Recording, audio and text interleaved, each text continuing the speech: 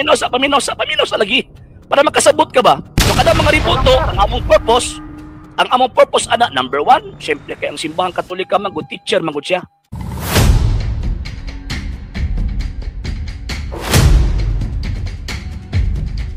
Sige, unsay pangutana? Sige, sir. Sunod pangutana, sir. Sa 10 Commandments. Naalala ko yung nabasa sa 10 Commandments. Pero nganong wala man ninyo gisunod ang 10 Commandments? Kasi nag-ingon nimong anong gisunod. And unsa po nag-imong otoridad nga maingon kang wa na mo gisunod? Bayan sa mga nakita ko sa mga post sa social media, nagdebate ayaw nagbasihin ng post sa social media. Diri ko sa tawag anang imuhang basis ba? Sige, imong basis kana nakaingon ka. Paminosa. Ngano nakaingon ka nga nisupak mi or wa mi mosunod sa 10 Commandments. Remember, ang 10 Commandments, paminosa. Sige. Ang 10 Commandments balaod. Balaod na. Ang responsabling tao nga musultian na nga ikaw ang kasunod kanang responsabling taong gitagaan sa sugo. Kasi man ang implementer ug interpreter sa balaod, di ba? Mura bag kuan ba? Mura bag korte ba? Mura bag Pilipinas, nakanta ko example lang, mura bag Pilipinas ba naati balaod. Kaysa may moingon sa tuwa nga nakasupa ka sa balaod, ordinaryong tao dili. Ang korte mo musulti ikaw nakasupa ka sa balaod, ikaw nakasunod ka sa balaod. So maupod karon. Ang 10 Commandments balaod na, ingon ka, wa mi nagsunod. Kinsa day ka? Unsa di imong otoridad gam ingon wa mi nagsunod? Ikaw bang gitagaan sa sugo aron mi kang wa mi nagsunod? Next question. Wait, sir, wala pa tanong man. Namay ayo lang explanation para bang nasuko ka. Wala. Hong pa to. No. Ayaw ko pisangin lang na nasuko ko. Hong pa to. Wa sa kong bokabularyo, basta makikatuban ko. Ayan, nata sa screen mo tag-amaw. Basta makikatuban ko, paminaw. Basta nakikatubang kog diskusyon, wala sa kong bokabularyong masuko ko. Ayun, kana ang gusto. Mo dyan ang pinakagusto. O karon sir, sige. Di ba may nabasa man ko sa Biblia, dili ko bulo kung determinio ba to? Kasi basta yung expert sabi, nabasa dito, yung kanang ba inukit sa amo sa tao, mga ribolto, bawal luhuran, bawal mo larawan, sa taas, sa baba, sa ilalim sa tubig, yuta, butang. Tapos nainabasa na ako dito, si Moses gisugo sa Dios nga maghimo kirubin para i-disenyo nga magatubangay dili para luhuran, dili para apuan. Gipahimo lang didto ka Moses dili para sa tanang tao. Kana lang ang gusto mahibalan nganong naamatay ribulto. Nga ba? Kanang giingon sa balaang kasulatan, paminawas ako. Kanang giingon sa balaang kasulatan nga ayaw pagbuhat, refer na sa mga ribulto sa mga Diyos. Walay labot ina ang ribulto sa mga santos. Never nisulti ang Diyos nga ayaw pagbuhat og ribulto sa mga santos. So kanang giingon din nga ayaw pagbuhat og larawan, ayaw pagbuhat og ribulto, refer na sa mga Diyos nga naman Isaias 44:17 giilan ng maong mga butang nga ilang Diyos. Ang Katoliko wa may ribultong giilang Diyos. Ang Katoliko ang manamo paminosa.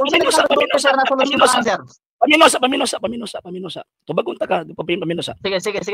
Dili man moingon ang Katoliko nga amahan namo mipilit ka ng ribulto. Ang among ginasulti kay amahan namo nakas langit, pagdayon ng imong ngalan, umabot ka na ng harian, matuman ang pagbuot ni sa yuta mingon sa langit. So therefore, wala may nagdiyos-diyos sa mga ribulto. Number 2. Umingon ka nga, paminaw. Number 2, katong giingon nimo nga about kang Moses, si Moses lang ang gipahimo. Nganong nihimo si Solomon? Gisugo ba si Solomon paghimog ribulto? Wala eh. Wala gisugo si Solomon nga paghimog ribulto pero naghimo siya daghang mga ribulto gawas atong ribulto ang gipahimo sa kang Moses. Tanawang basahan ko ng 2 Kronikas. Basahan 2 Kronikas. Kunya ang kadagko, paminosa lagi. Para makasabot ka ba? Para makasabot ka. Muta makagngano. Lisod na po kayo nga tawag anang nanguta na kagngano nya pagkauman dili ko nimo pa sa pa-explain ako. Okay. So, karon sa balaang gitawag og kasulatan, bisan si Moises ang gisugo pero dili si Moises ang gibuhat. Kay even ang tawag kining larawan si Kerubin, dili si Moses ang nibuhat kung dili si Bezalel. Nabasa ingon man di man ka expert. Si Bezalel ang himo ana. Bisag wa sugo si Bezalel nga magbuhat ka. Karon, si Solomon, ang templo ni Solomon, ang unang templo na ay mga ribulto. Naguba ang unang templo tungod sa gitawag og Babylonian na tawag ining conquest. After naguba, nagtukod na pud og laing templo, nagbuhat na pud sila. Nasuko ba ang Dios? Wala. So buot ipasabot sa common sense nga tawag ining argumento, pag oras ang Dios magpabuhat og usa ka butang basta dili lang or muoy sa kabutang basta dili lang sinayupon pag ila or ilhon nga Dios. Simple na sa mga Katoliko. Dili mo tawag ining masuko ang Dios naman tungod kay ang mga Katoliko wa man mag-ilis niya. Wa man sa ilisi nga among Dios. Nagpabilin ang pagtuo sa Iglesia Katolika, Apostolika Romana nga nay usa ka buok Dios, tulo ka personas, Amahan, Anak ug Espiritu Santo. So kada mga riboto ang among purpose ana number 1, syempre kay ang simbahang Katolika man good teacher man gud siya. Ginagamit siya as visual aid.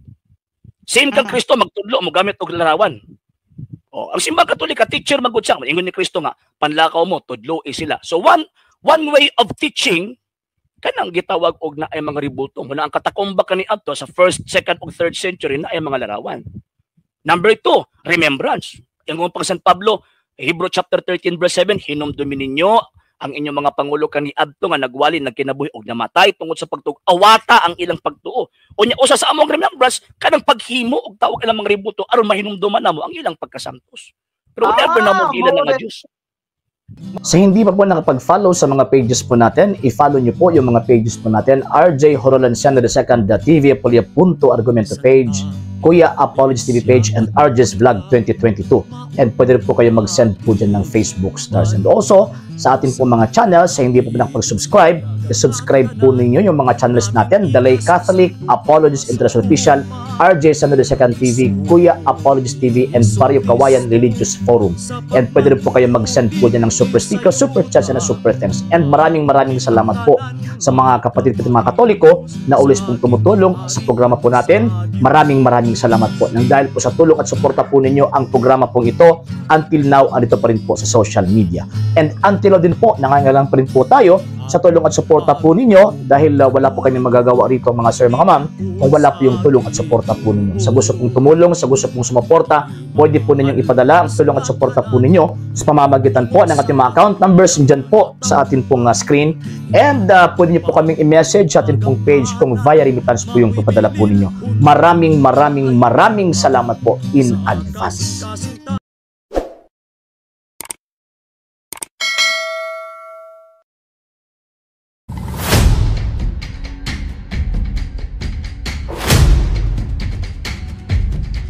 Kung nagsuot kag piting-piting, siksik, kitang cleavage, make up, makakasala ka sa pangalulo niya, sa imong panguna tungod, kaya ano, tungod gumikan sa babae nga ang suotan nila palaswa. Kung ang imong una-huna hugaw, ayaw na og ipasangil sa uban.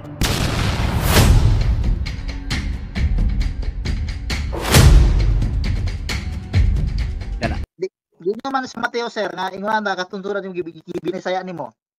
Kung ang babae sir, halimbawa sir, ako ang lalaki, ikaw ang babae. Karon sir kung nagsuot kag piting-piting, siksik, kitang cleavage, make up, syempre dito sa Mateo 5:28, makakasala ka sa pangalulo niya sa imong panguna tungod kaya ano, tungod gumikan sa babae nga ang suotan nila palaswa.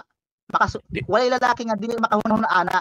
Pero kung ang babae nagsuot nga normal nga panuton, walay kinsa lalaki makahunahuna ana. Ang unahuna lalaki payo ni bayhana kay nindot manamit dili siya. Kanang bang pasabot kanang proper siya, wala kay pangululo niya ang paghunahuna.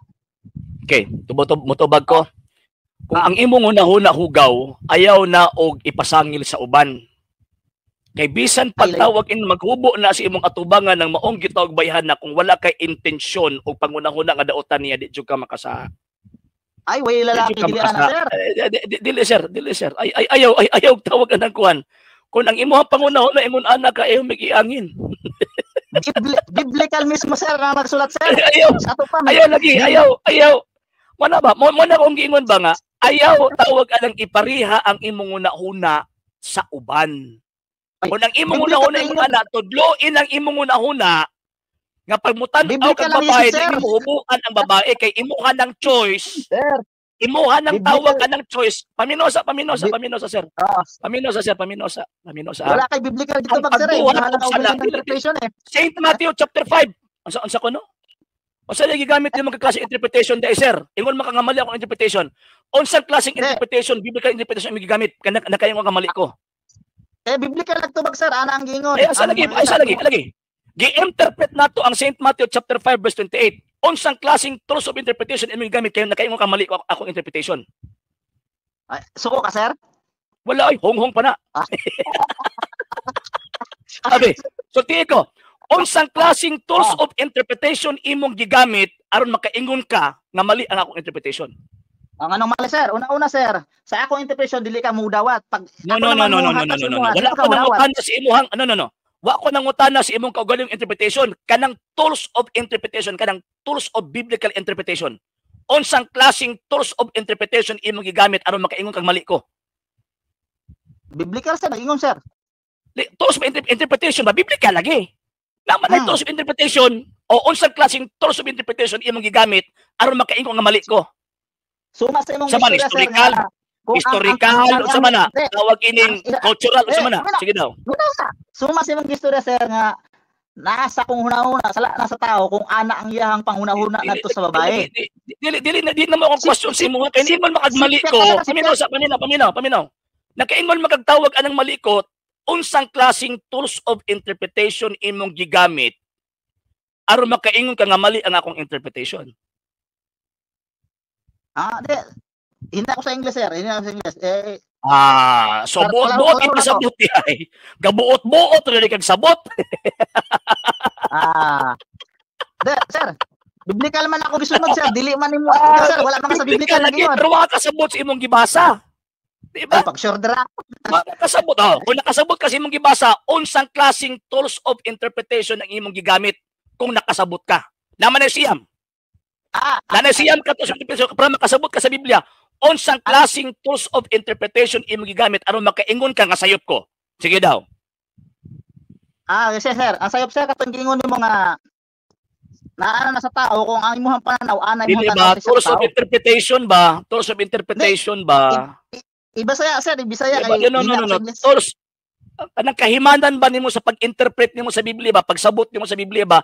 Unsay gigamit nimong kahimanan? Unsay gigamit? Ang Biblia man good sir, ang Biblia man good pag magbasa man good ka, ang imong interpretation naa kay guide kung baga unsa nimo pag-interpret. Ako na ako'y guide eh. Ay paminosa. Na ako'y guide eh. Paminosa. Na ako'y guide eh. Ang buto kong pasabot ka ng ways of interpretation. Unsaon ako pag-interpret ang Biblia nga dili ko makasupak anang personal opinion. Ako di gamit ko tawag ining cultural interpretation, historical interpretation. Ikaw, unsa gigamit nimo? Ana pa rin historical set ang interpretation? Ay wala ka maluan na. Di na pwede oy. Magbasa-basa ka Biblia nga wala ka historical context. Ay binuang man ang sir. Bawat ang sir, biblical. Dili man na. Yes, biblical. O asa mabasa sir? Job chapter 8 verse 8. O basa sir. And Salmo chapter 78 verse 2. Sa hindi pa po nakapag-follow sa mga pages po natin, i-follow nyo po yung mga pages po natin, RJ Horolanciano II.TV, Argumento page, Kuya Apologist TV page, and RJ's Vlog 2022. And pwede rin po kayo mag-send po dyan ng Facebook stars. And also, sa atin po mga channels, sa hindi po nakapag-subscribe, i-subscribe po ninyo yung mga channels natin, Dalay Catholic, Apologist International Official, RJ Santo II.TV, Kuya Apologist TV, and Barrio Kawayan Religious Forum. And pwede rin po kayo mag-send po dyan ng super sticker, super chats, and super thanks. And maraming salamat po sa mga kapatid at mga Katoliko na ulis pong tumutulong sa programa po natin. Maraming salamat po. Nang dahil po sa tulong at suporta po ninyo, ang programa pong ito, until now, andito pa rin po sa social media. And until now din po, nangangailangan pa rin po tayo sa tulong at suporta po ninyo dahil wala po kami magagawa rito mga sir, mga ma'am, kung wala po yung tulong at suporta po ninyo. Sa gusto pong tumulong, sa gusto pong sumuporta, pwede po ninyong ipadala ang tulong at suporta po ninyo sa pamamagitan po ng ating mga account numbers dyan po sa ating pong screen.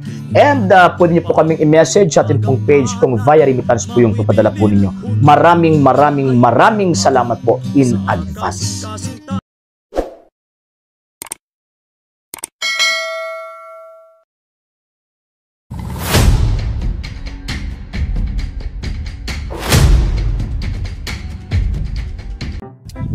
Tuganan tamo sa tinuod mga igala. Unsaon pag-ila ang matuod nga relihiyon o matuod nga simbahan. Tungod kay sa survey daghan kayo ang mga iglesia nga nanggawas karon, no? Kapin sa hapit na 50,000 ka mga iglesia mga kailan, no? Kung imong tan-awon ang Mateo City 21, nagahisgot dito. Dili ang tanan nagatawag kanako Ginoo Ginoo makasulod sa gingarian sa langit. So kining tanang nga relihiyon nagsangpit og Ginoo pero dili ang tanan gawas ni adto nagsunod sa kabubuton sa akong amahan adto sa langit. Mao na ang requirements igsoon sa matuod nga iglesia. O kini nga kabubuton nag-ingon sa Mateo City bersikulo 21 nga maoy lamang ang matuod makapamatuod nga maoy tinuod nga simbahan. Mingon pa sa Mr. David, Salmo 40 bersikulo 8, ang kabubuton sa amahan mao ang kasuguan. So sabi nga kasuguan mga kaibigan, walay lain ang sugo sa Ginoo. Na dito sa Exodo kapitulo 20 bersikulo 3 ngadto sa 17, walay laing iglesia nga nagpuput niini mga kaigsunan nga nahas pala ang kasulatan. Walay lain nga was sa Seventh-day Adventist Church. God bless you.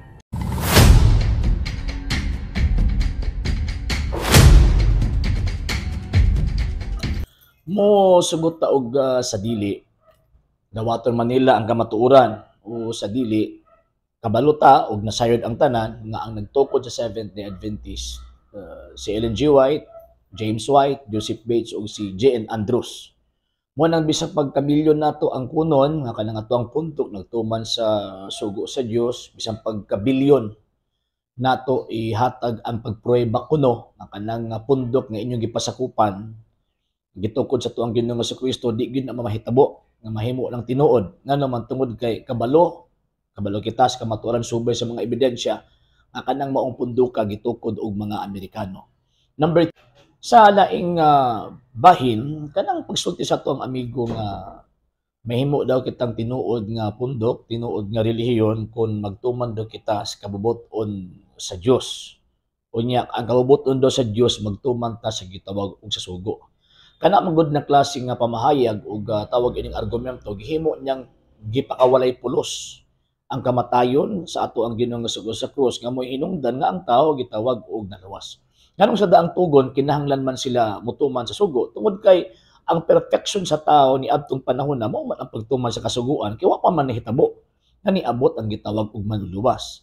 Apan karon niabot naman ang manluluwas kanang pagtuman sa gitawag og sugo sekundarya na lamang kana nga mamahitabo nga mo ni paagi nga i-preserve ang grasya nga atong nadawat tungod sa kamatayon sa tuang Ginoong Jesucristo. Kay one way of preservation of the graces nga atong na dawat sa kamatayon sa tuang Ginoong Jesucristo kanang pagbuhat atong maayo, especially sa pagtuman nato sa gitawag og sugo. So sa Christian concept, sa Christian teaching, kinahanglan una nga masakop ta kang Kristo. Ano man kabubuton man sa Ginoo na, kabubuton na sa Dios. Sa daang tugon kabubuton sa Dios nga magtuman ka sa sugo, mao na okay na. Pero karon gitawag og Baong Testamento, dili lang kay pagtuman sa sugo ang tan-awon. Pinakauna, mahitabo nga nituman ka sa kabubuton sa Dios kung mutuman ka or mutuo ka sa iyang anak. Mo nang ang simbahang Katolika na a profession of faith kang Ginoong Jesucristo. Number 2, kinahanglan mo pasagop kang Kristo. In what way? Kanang pagtukod, pagsakop sa iyang gitukod nga iglesia. Di ba? San Juan, Kapitulo 10, versikulo 9, ingon pa na Ginoong Jesucristo, ang musud nako maluwas. Ano man, kung di ka musud niya, 15:6 sa San Juan, dauban man ka. May impyerno man ka. So, mo ni kaduha. Ikatulo, mo na ng pagtuman sa iyang kabubuton. In what way? Kanang pagtuman sa iyang gitudlo, sa iyang mga doktrina, kanang giingon na Ginoong Jesucristo nga, tudloi sila sa tanang nga akong gisugo ninyo, ngano man kay requirement para sa kaluwasan nga mahibalota sa gitawag og kamaturan. And lastly, ang pagtuman sa sugo. Ngano man kay pag naiusad ta kang Kristo, naanad ta kang Ginoong Jesucristo, nya pagkahuman na nakadawat ta og grasya, so syempre atong i-preserve ka ng mong grasya pinagi sa pagtuman nato sa iyang kabubuton ug sa iyang gitawag og mga sugo. So, mo na ang proseso niya. Dito sa gitawag og pagsunod kang Kristo, kinahanglan na ata sa tinuod niyang lawas. Nga siya mismo ang gatukod. Anang giingon St. Matthew chapter 16 verse 18, nga ingon pa niya akong iglesia. Wa man siya moingon nga katong iglesia sa nga gitukod sa mga Amerikano, wala eh. Ang giingon niya akong iglesia. Buti pasabot kanang giingon niya nga akong iglesia, iyahang pundok. Sumala pang San Pablo, iyahang lawas. Dili lawas anang mga Amerikano. Dili lawas anang mga Hapon, dili lawas anang mga Filipino, kundi lawas niya. Siya mismo ang gatukod. So, kung dili kasakop ni anang maong iyang lawas, dili ka sakop ni anang mong iglesia iyang gitukod, wa kay kasiguruhan sa kaluwasan. Ug sigurado ta maimpyerno ngano man kay kung di ta mapasakop siyang lawas, kung di ta mapasakop sa iyahang gitawag o pundok, mahitabo nga atong gisungag ang kabubuton sa Dios. Kay kabubuton sa Dios nga ang tanan mailawom sa kabubuton sa iyahang gitawag ug anak. Nya wala may laing iglesia gitukod ang atong Ginoong Jesucristo gawas lamang sa Iglesia Katolika, Apostolika Romana. The rest of that, mga bugos na mga fake na. Number 1 din na ang Seventh-day Adventist Church. Sa hindi pa po nakapag-follow sa mga pages po natin, i-follow nyo po yung mga pages po natin, RJ Horolanciano II TV, Argumento page, Kuya Apologist TV page, and RJ's Vlog 2022. And pwede rin po kayo mag-send po dyan ng Facebook stars. And also, sa ating po mga channels, sa hindi po nakapag-subscribe, i-subscribe po ninyo yung mga channels natin, The Lay Catholic, Apologist International Official, RJ Sano II TV, Kuya Apologist TV, and Barrio Kawayan Religious Forum. And pwede rin po kayo mag-send po dyan ng super sticker, super chats, and super thanks. And maraming salamat po sa mga kapatid at mga Katoliko na ulis pong tumutulong sa programa po natin. Maraming salamat po. Nang dahil po sa tulong at suporta po ninyo, ang programa pong ito, until now, andito pa rin po sa social media. And until now din po, nangangailangan pa rin po tayo sa tulong at suporta po ninyo dahil wala po kami magagawa rito mga sir, mga ma'am, kung wala po yung tulong at suporta po ninyo. Sa gusto pong tumulong, sa gusto pong sumuporta, pwede po ninyong ipadala ang tulong at suporta po ninyo sa pamamagitan po ng ating mga account numbers dyan po sa ating pong screen. And pwede nyo po kaming i-message sa ating pong page kung via remittance po yung papadala po ninyo. Maraming salamat po in advance.